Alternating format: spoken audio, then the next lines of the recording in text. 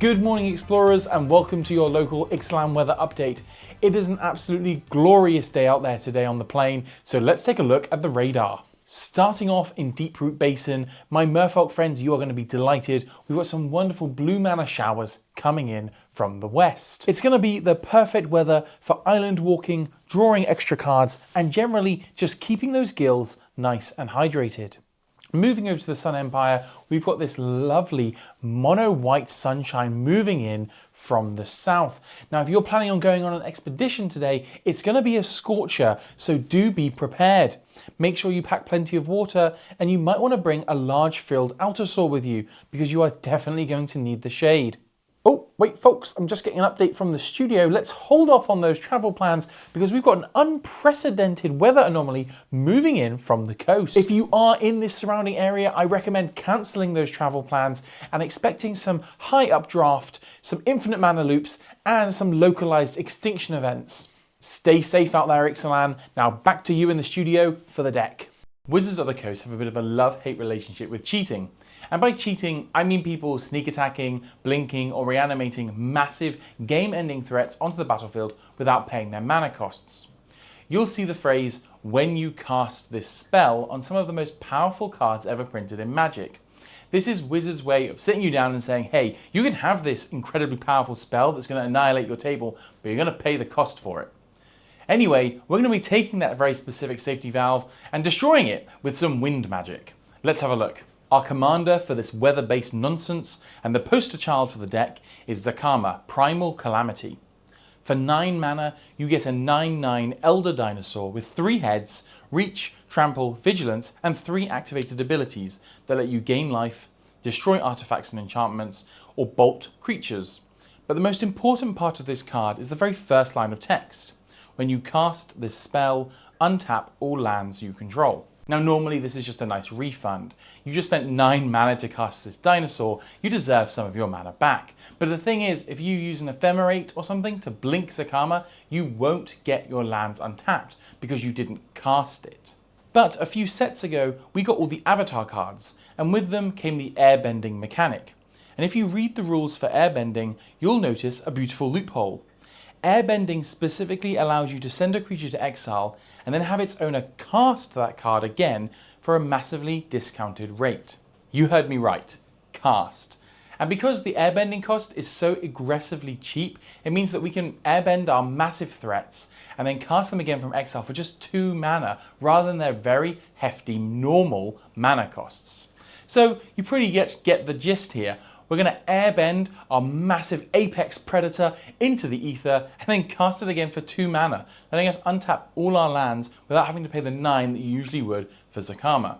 But the thing is, Zacama can't do it alone, so let's look at some of the other cards in this deck.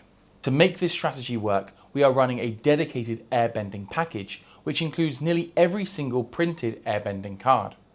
Ang Airbending Master, Airbender Ascension, and Appa Steadfast Guardian all airbend on entry, and all provide benefits for casting our spells from exile in the form of an army of 1/1s or a whole bunch of experience counters. If you need an instant speed solution, we also run Airbender's Reversal and Airbending Lesson to juggle our dino and protect it from targeted removal. And just in case a 9-ton reptile needs some help with its aerodynamics, we threw in a glider staff for good measure.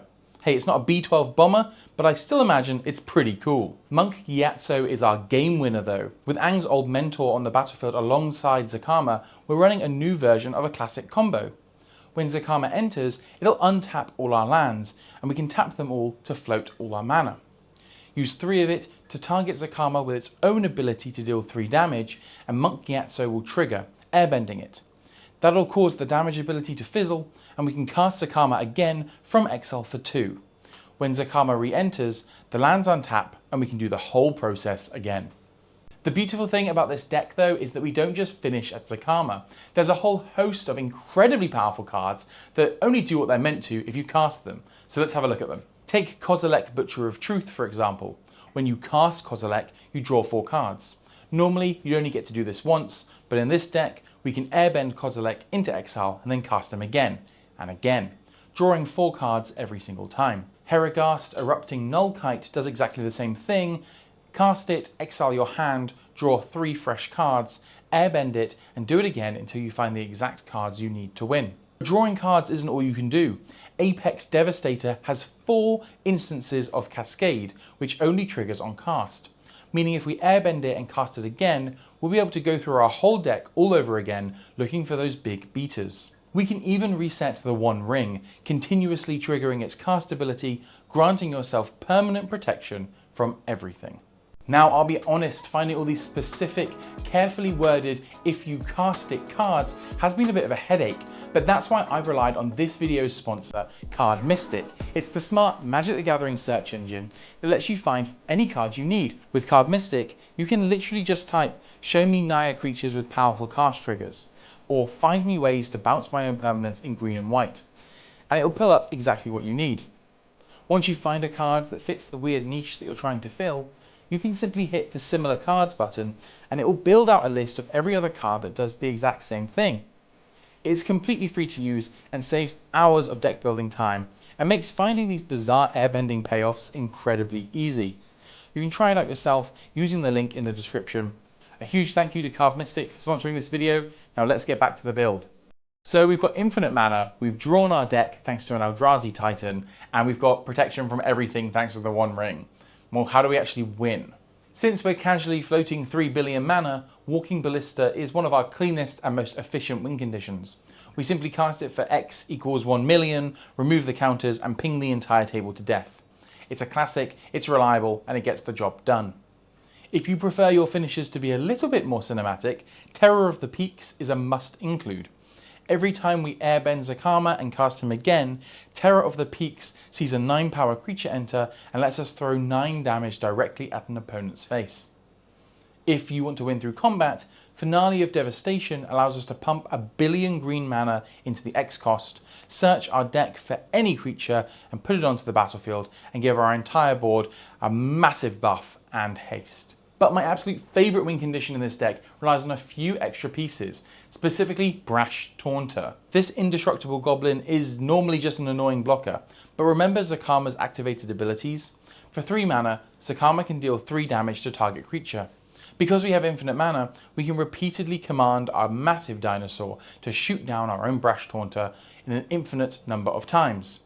The Taunter's ability then triggers, taking all that damage and throwing it directly at our opponent's faces. Of course, none of this really matters if you can't get to 9 mana in the first place to cast Zacama.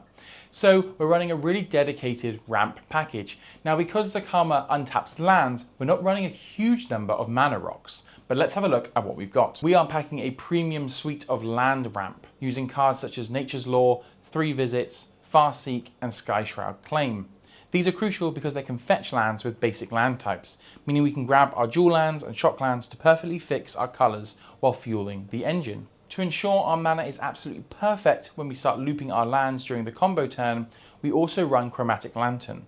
This lets all of our lands tap for all of the colours that we need, ensuring that we never bottleneck on the specific coloured pips. To make it even easier, we include mana doublers such as Nyx Bloom Ancient and Virtue of Strength.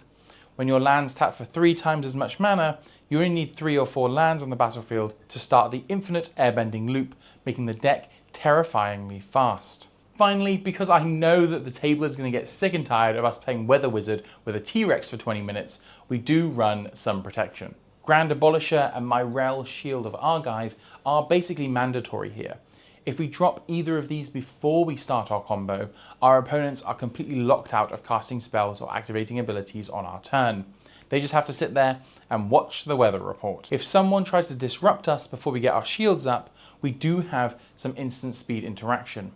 Path to Exile and Swords to Plowshares handle problematic stacks pieces, while Final Showdown can save our board from a wipe or completely strip all abilities from an opponent's creature that might stop our combo. We also run things like Deflecting Swat, because there's nothing quite as satisfying as watching someone try to counter our massive dinosaur, only for us to redirect their spell for 0 mana. So there you have it, a deck that turns one of the more underwhelming mechanics from the Avatar set into an unstoppable extinction event. And while you're going to have loads of fun, your opponents may not love the idea of you juggling a massive dino for 20 minutes, but at least the game will be fast. Let me know what you think of this deck in the comments down below. Did you like it? I've played it a few times and it is a blast to do it. So I'd love to hear your experience with it as well. So let me know about that down below. If you really love this video, hit like and don't forget to subscribe because there's even more coming, and I will see you in the next video. Bye.